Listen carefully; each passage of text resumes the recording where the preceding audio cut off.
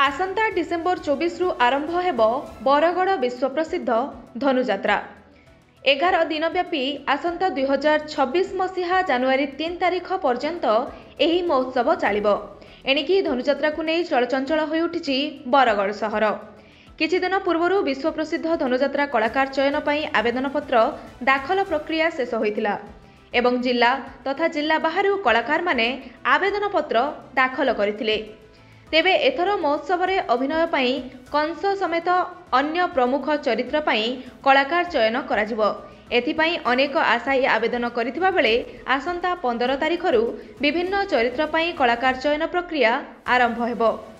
आसंता 17 तारिख रे स्थानीय बिजू पट्टनायक टाउन हॉल परिसर रे चयन कार्य अनुष्ठित हेबो। 15 तारिख रे देवकी, नारद, चाणूर, मौष्टिक, सातकी, वसुदेव, अक्रूर एवं उग्रेसन, 16 तारिख महामंत्री और सेनापति एवं 17 तारिख महाराजा कंस अभिनय पई साक्षात्कार अनुष्ठित हेबो।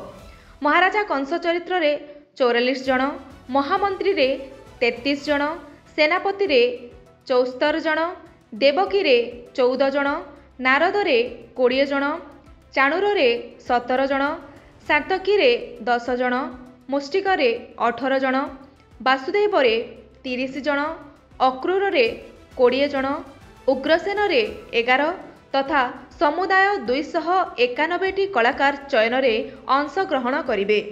आवेदनकर्ता निज भूमिका पई उद्दिष्ट तारीख रे पूर्वाह्न 9:30 रे बिजू पट्टनायक टाउन हॉल रे पहुंचबाकू सूचना दिया जायछि। 78तम बरगड़ धनुजात्रा महोत्सव डिसेम्बर 24 तारिख रु आरंभ होगा अच्छी से आमर कलाकार चयन प्रति 3 वर्ष रे जोटा हुए सेटा ए वर्ष 15, 16, 17 तारिख नवेम्बर मासरे अनुष्ठित हो बोली स्थिर करा जायछि। से चयनकर्ता विभिन्न जिल्लारू स्थिर होती जो चयनकर्ता मैंने आसवे और चयन करेंगे से कन्फर्मेशन आसला 15 तारिख दिन सकाଳେ चयनकर्ता मानकर तालिका प्रकाश करा जिवो।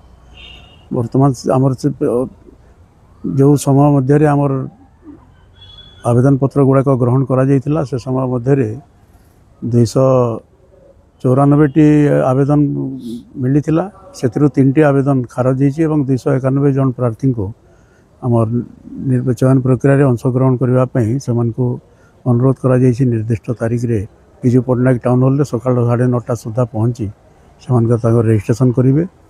प्रथम दिन देवकी, वसुदेव, उग्रसेन, नारद, अक्रूर भली पार्श्व कलाकार मानकर चयन करा जिवो। द्वितीय दिन महामंत्री और सेनापति मानकर चयन हबो एवं तृतीय दिन 17 तारिख दिन कंस महाराजंकर पई चयन प्रक्रिया समाप्त करा जिवो एवं 18 तारिख दिन समस्त फलाफल घोषित हबो।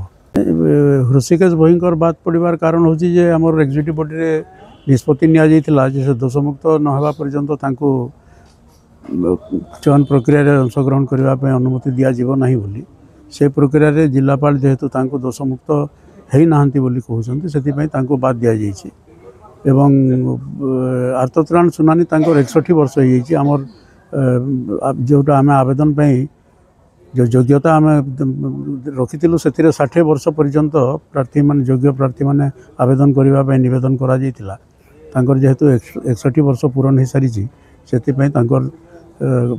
नाकच करा आवेदन को।